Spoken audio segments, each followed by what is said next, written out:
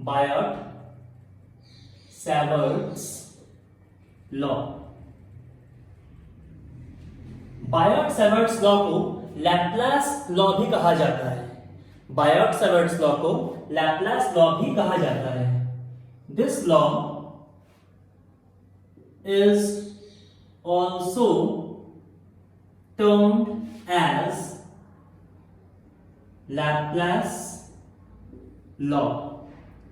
Laplace law. Okay, so हमारे पास law में है क्या? सपोज हमारे पास एक इनफाइनाइटली लॉन्ग वायर है। हमारे पास एक इनफाइनाइटली लॉन्ग वायर है। इस वायर में आई करंट फ्लो कर रहा है। इस वायर में आई करंट फ्लो कर रहा है। हमारा जो ऑब्जेक्टिव है वो है पी पॉइंट पे मैग्नेटिक फील्ड निकालना। इस वायर में जो आई करंट फ्लो कर रहा है, आई करंट की वजह से पी पॉइंट पे मैग्नेटिक फील्ड कितनी आएगी ये निकालना ही हमारा ऑब्जेक्टिव है। तो ये आपका चूंकि इनफाइनाइटली लॉन्ग है तो यहां पे हमने डॉट डॉट से शो कर दिया। ओके, इसे थोड़ा सा ऐसे शो कर देते हैं, it will be easier one. Now यहां पे हम एक इनफाइनाइटली स्मॉल लेंथ कंसीडर कर रहे हैं। We are considering an infinitely small length dl over here. Current अपने आप में एक स्केलर क्वांटिटी होता है। करंट अपने आप में एक स्केलर क्वांटिटी होता है, लेकिन जब ये current dl infinitely small length के थ्रू क्रॉस करेगा, जब ये करंट इनफाइनाइटली स्मॉल लेंथ के थ्रू क्रॉस करेगा, ओके, तो वैल्यू आएगी IDL, और IDL को कहा जाता है current element. When this current passes through the DL element, it will be IDL, and IDL is a vector quantity known as current element. इसे करंट एलिमेंट कहा गया है। We are subtending a distance. इस distance को R position vector से show किया गया है। अगर हम स्केलर फॉर्म में शो करते हैं तो इस वायर और इस P के बीच के डिस्टेंस को R कहेंगे। अगर हम वेक्टर फॉर्म में शो करेंगे तो इसी R को R वेक्टर कहेंगे, जिसे नाम दिया गया है position vector. Making an angle theta, यहां पर जो एंगल बन रहा है इसे हम थीटा नाम दे रहे हैं। So let's do it.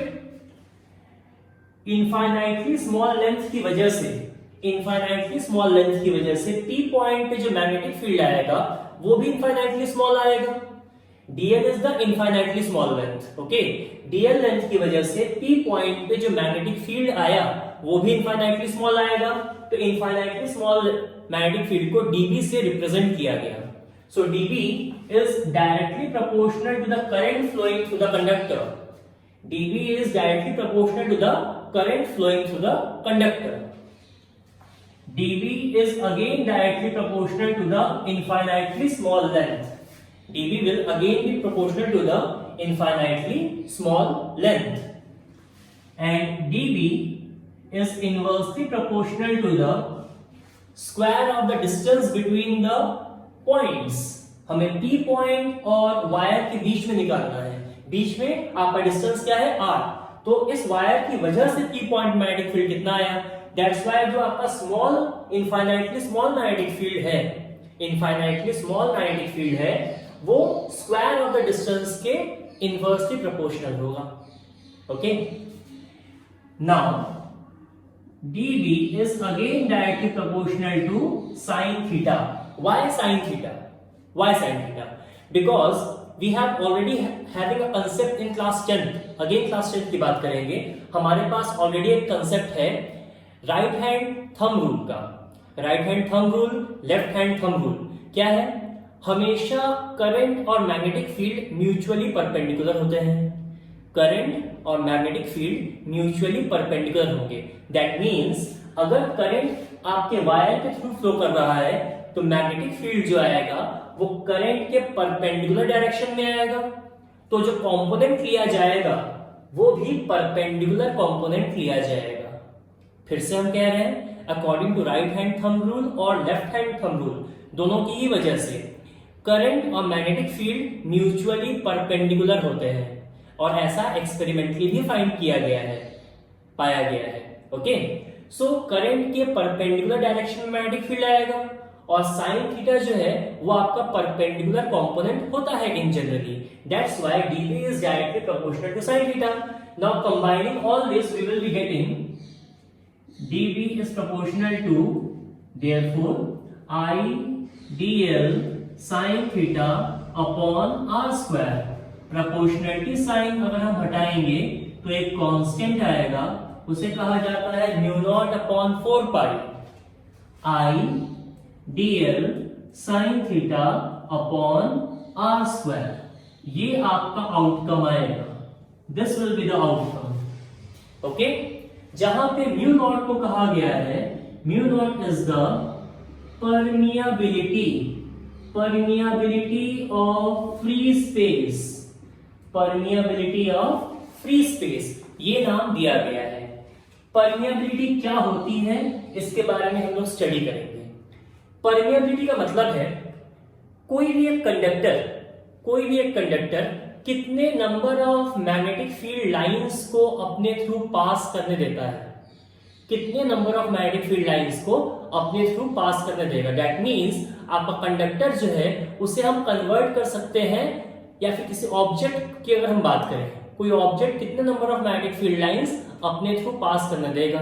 अब हम लोग को एग्जांपल के तौर पे ये पता है कि आयरन, सॉफ्ट आयरन को कन्वर्ट किया जा सकता है मैग्नेट में, स्टील को कन्वर्ट किया जा सकता है मैग्नेट में. Steel is the best material for making permanent magnets. Steel is the best material for making permanent magnets, and soft iron is the best material for making electromagnets. तो इसका मतलब ये है कि जब तक कंडक्टर अपने थ्रू मैग्नेटिक फील्ड लाइन को पास करने अलाउ नहीं करेगा, if it doesn't allows the flow of magnetic field lines through it, तो वो कंडक्टर मैग्नेटिक प्रॉपर्टी शो नहीं कर सकता. दैट मीन्स, तो इसका मतलब यही है कि कितने number of magnetic field lines, that means वो कंडक्टर कितना अमाउंट कन्वर्ट हो सकता है, मैग्नेटिज्म मैग्नेटिक प्रॉपर्टी कितना शो कर सकता है. तो permeability is a type of measurement that कि कोई भी कंडक्टर कितना मैग्नेटिक फील्ड शो कर सकता है, कितना मैग्नेटिक इफेक्ट वो एब्जॉर्ब कर सकता है. ओके, और free space, you know it very well. Free space का मतलब क्या होता है? Free space is vacuum. So the value of mu naught upon 4 pi is 10 to the power minus 7. Mu naught upon 4 pi की जो value होती है ये 10 to the power minus 7 की होती है. इस बात का आप ध्यान रखिएगा, ये वैल्यू आपको याद करनी पड़ेगी. कई बार क्वेश्चंस में ये वैल्यू दी रहती है, अगर नहीं दी रहेगी तो फॉर अ सेफ साइड हम इस वैल्यू को याद कर लेंगे. Thank you.